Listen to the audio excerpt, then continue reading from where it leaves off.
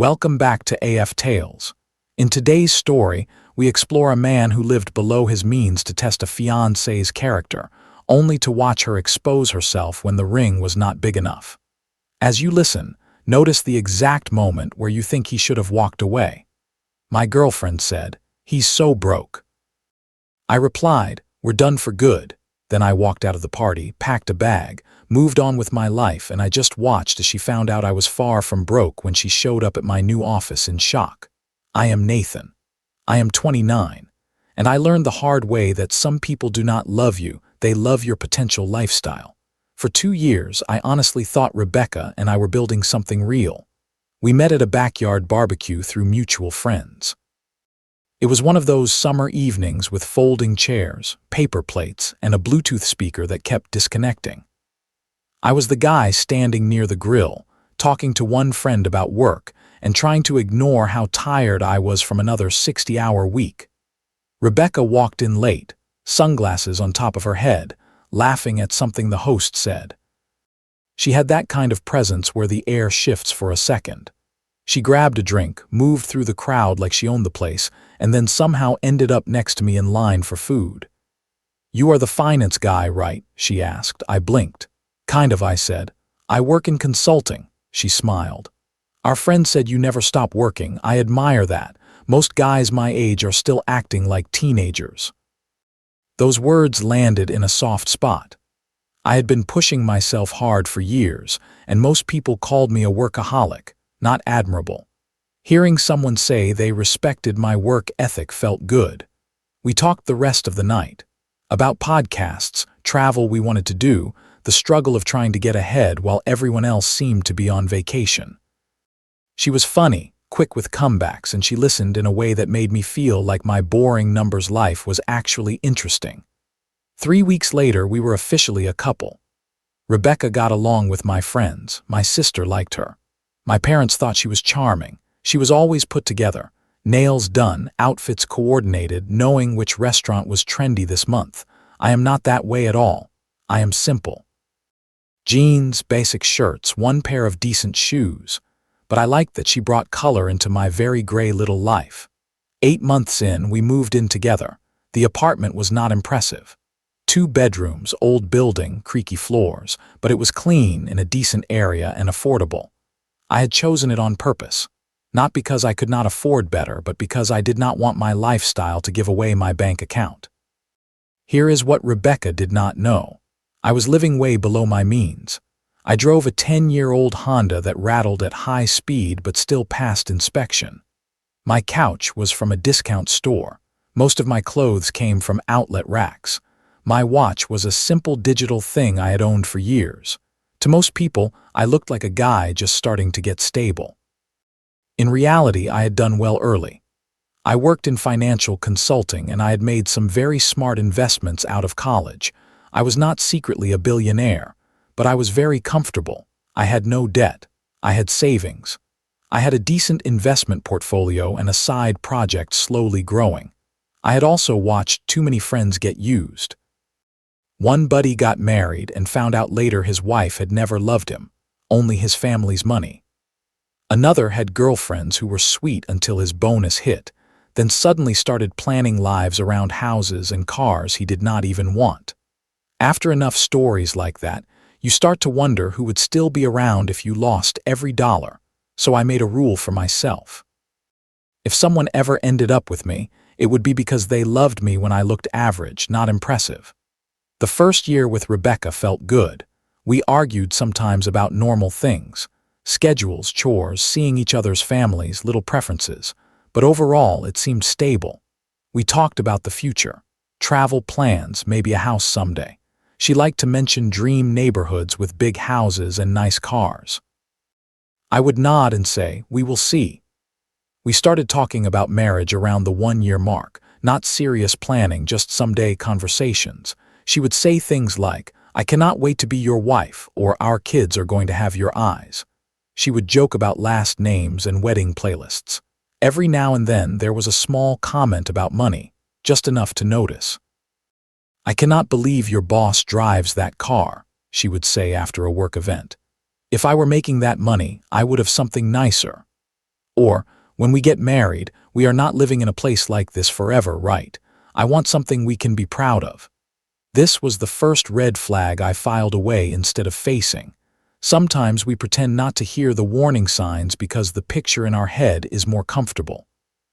About 3 months ago, I decided to propose. I had thought about it for a while. We had our issues, but nothing I thought was a deal breaker. I told myself nobody is perfect and she loved me, and that was what mattered. I bought a ring. It was not tiny, but it was modest, about $3,000. Simple band, clean stone, nothing flashy. Classic and elegant. I could have afforded more, a lot more. But I wanted the ring to match the life she thought we had. If she was truly content with me, she would be content with that. I planned a simple proposal. Dinner at a nice restaurant, walk through a park afterward, then a little speech I had practiced in my head at least 50 times. She cried when I asked, said yes, hugged me so tight I almost dropped the ring. Posted a photo of her hand with the caption, "Forever with my best friend." For a few days, it felt perfect. Then I noticed the way she sometimes looked at the ring when she thought I was not paying attention. Not disgusted, not upset, just unsatisfied. Her expression had a pinch to it, a silent, "Is this it?" She started following jewelry accounts on social media, liking photos of huge diamonds, writing captions like "Goals, one day, and this is the dream." She sent me a few, half joking, "Look at this monster," with laughing emojis. I would reply, "That thing weighs more than your hand," trying to keep it light. But something in my chest would tighten every time. Then came Ashley's engagement party. Ashley was her best friend from college. She was getting married to a corporate lawyer named Brad, who seemed to believe a ring should be as heavy as your commitment. Her engagement ring was huge, clear, perfect, the kind of thing that sparkled from across the room.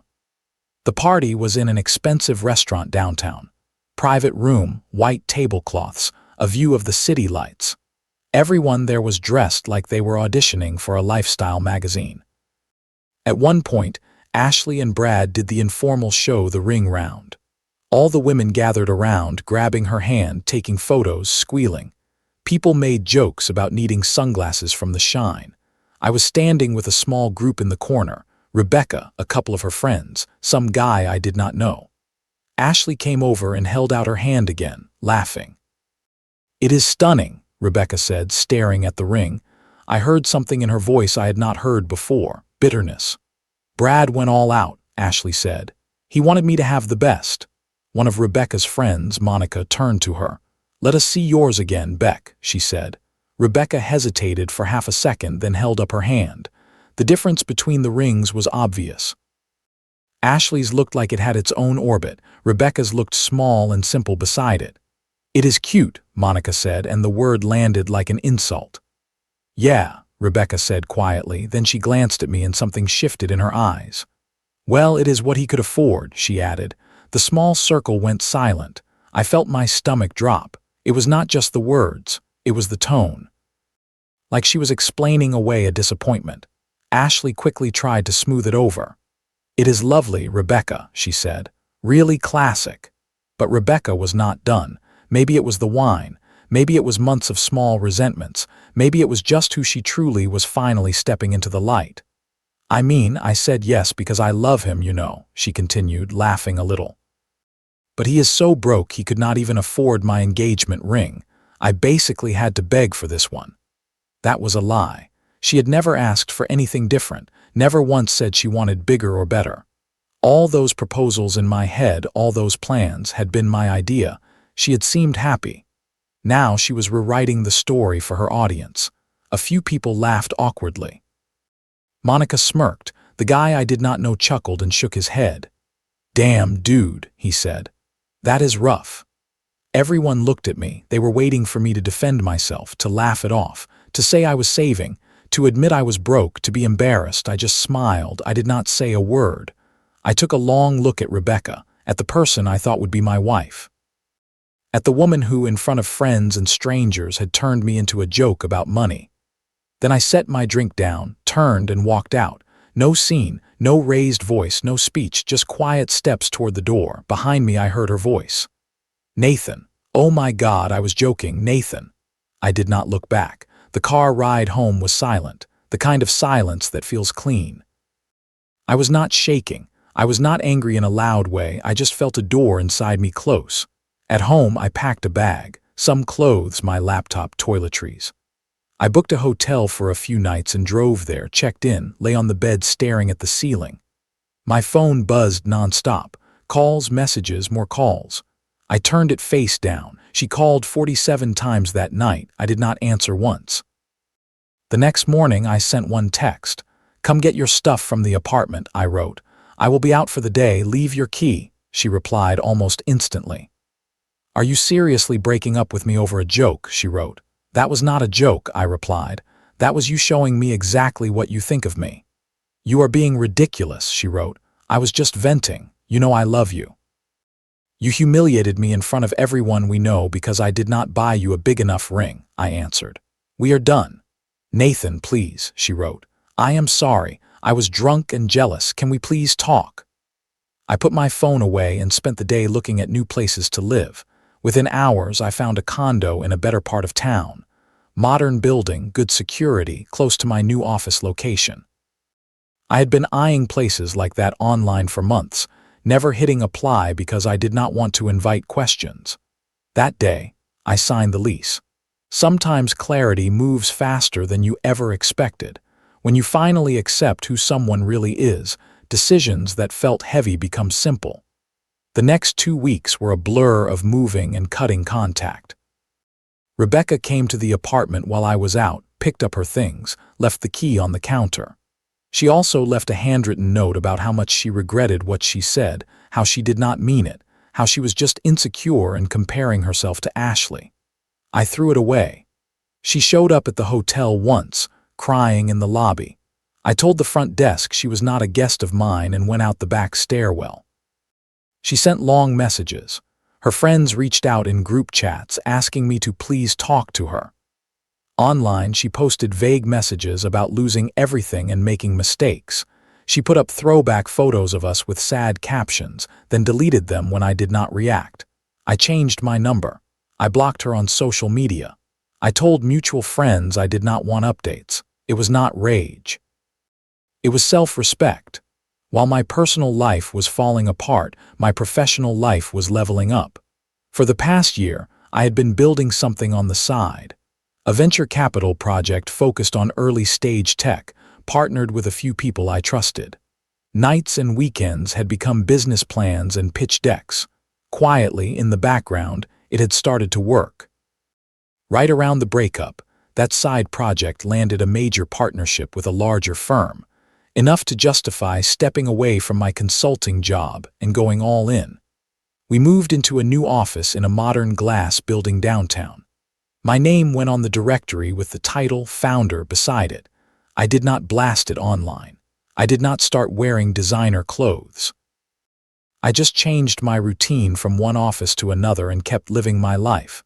Meanwhile, Rebecca was spiraling. A mutual friend pulled me aside for coffee one day. "She keeps asking where you are," he said. "Where you live, where you work. She is telling people you are making a huge mistake, that you will regret losing her." "Let her talk," I said. "She is allowed to have her version, I have mine." Then came the office visit. We were in the middle of a meeting with potential investors. Slide deck on the screen, numbers on the table, serious faces listening to projections. My assistant knocked on the conference room door. "I am sorry to interrupt," she said softly, "but there is a woman at the front desk demanding to see you. She says she is your fiancé." Security is about to escort her out, but I thought I should check first. My stomach dropped for a second, then leveled. "Tell security to give me 5 minutes," I said. "I will handle it." I excused myself and walked to the lobby. Rebecca stood there, arguing with the security guard. Her hair was slightly messy, makeup smudged like she had cried on the way and tried to fix it in the car. When she saw me, her face lit up. "Nathan," she said, "thank God, tell them I am allowed to be here, we need to talk." "You are not my fiancé," I said calmly. "We broke up 2 weeks ago." Her face crumpled. "Nathan, please," she said, "just 5 minutes, I have been trying to reach you, I am sorry, I am so sorry." The security guard looked at me. I nodded that it was fine. He stepped back but stayed within sight. You have 3 minutes, I said. What do you want? She opened her mouth, then stopped.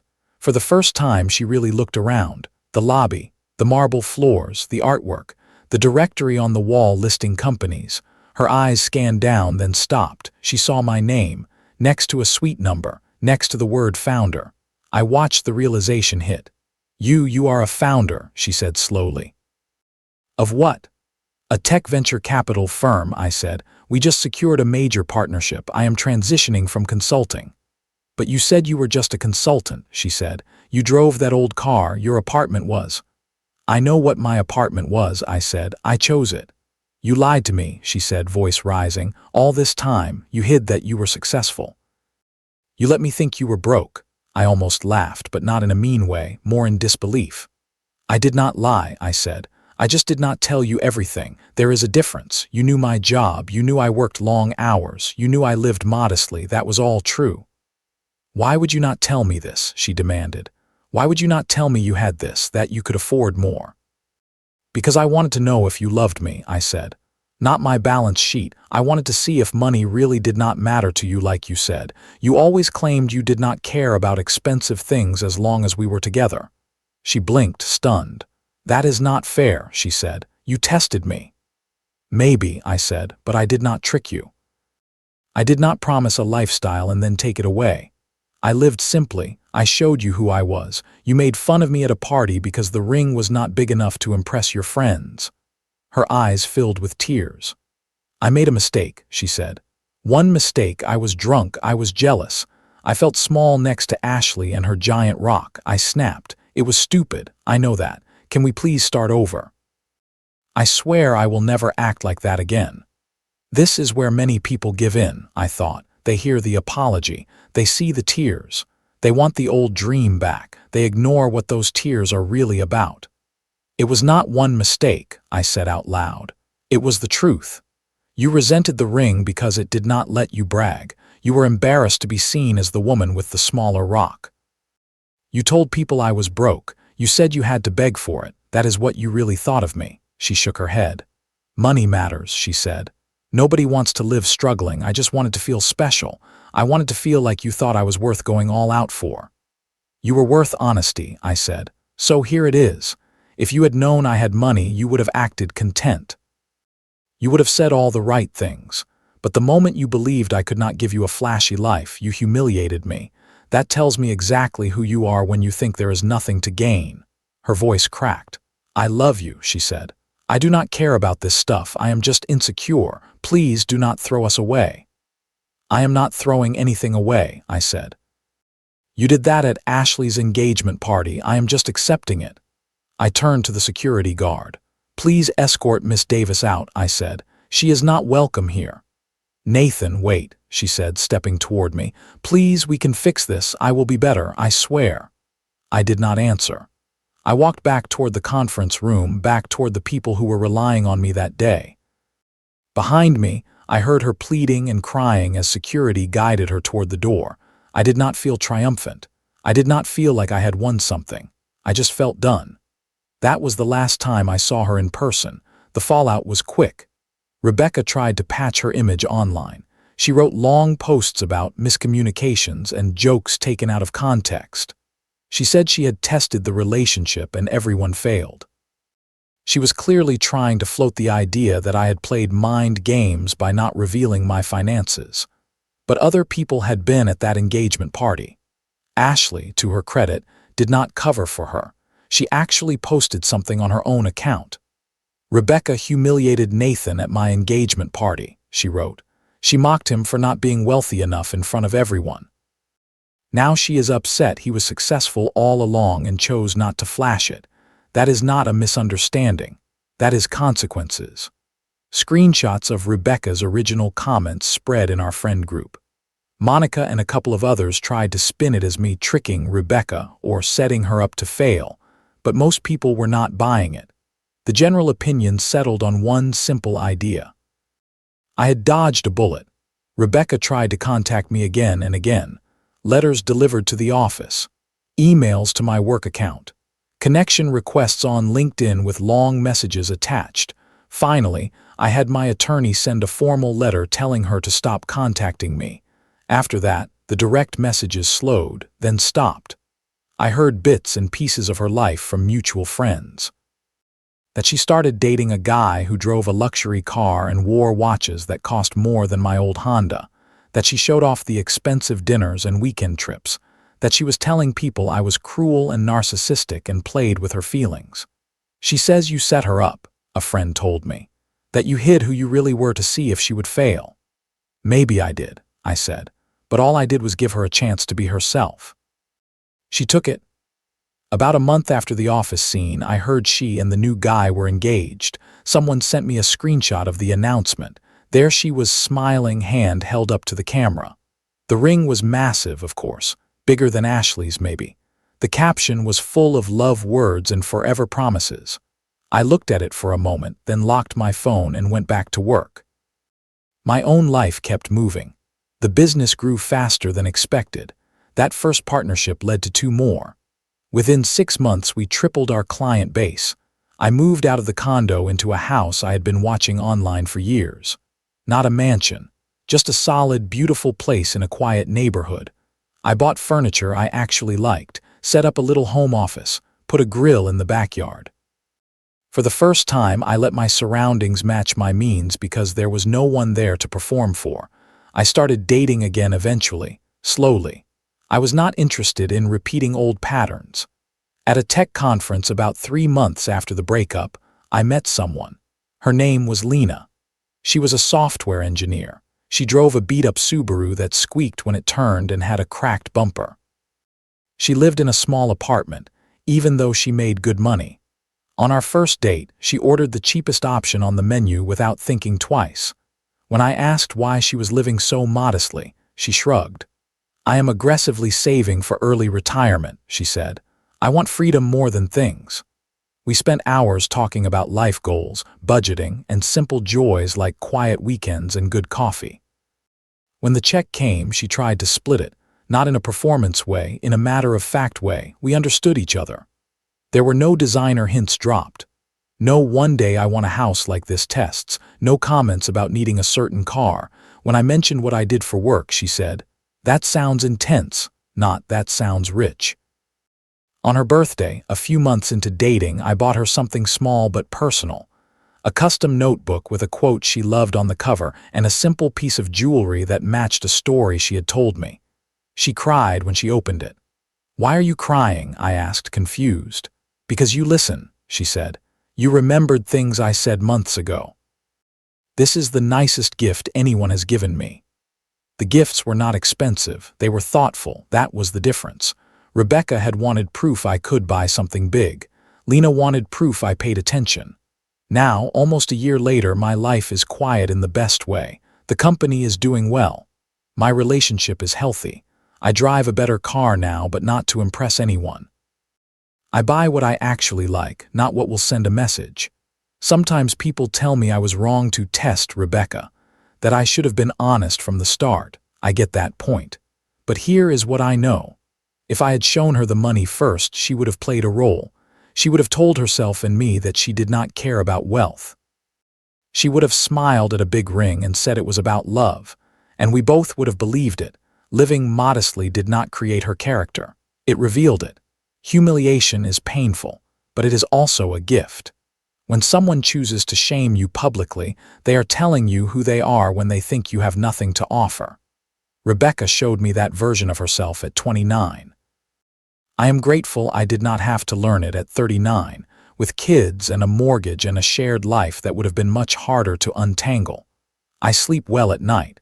If she does too or does not, that is no longer part of my story.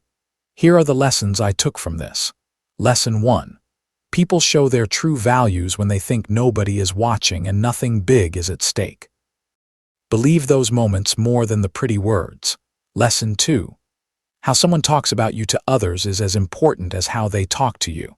Public disrespect is not a joke. It is a warning. Lesson 3. Money does not change character. It only turns the volume up on what is already there. Someone who mocks you when they think you have little will not magically become kind when you have more. Lesson 4. You are allowed to live below your means and protect yourself. Wanting to be loved for who you are, not what you have, is not manipulation. It is basic self-respect. Lesson 5. The right partner will be proud of you whether your ring is modest or massive. They will care more about the person wearing it than about the stone on it. Lesson 6. When someone shows you that status matters more to them than character, walking away early is not cruel. It is mercy for your future self. What about you? At what point in this story would you have ended the relationship? After the comments about money, at the engagement party, or would you have given her another chance? And have you ever had someone treat you differently based on what they thought you could provide? Share your experience and what you learned from it.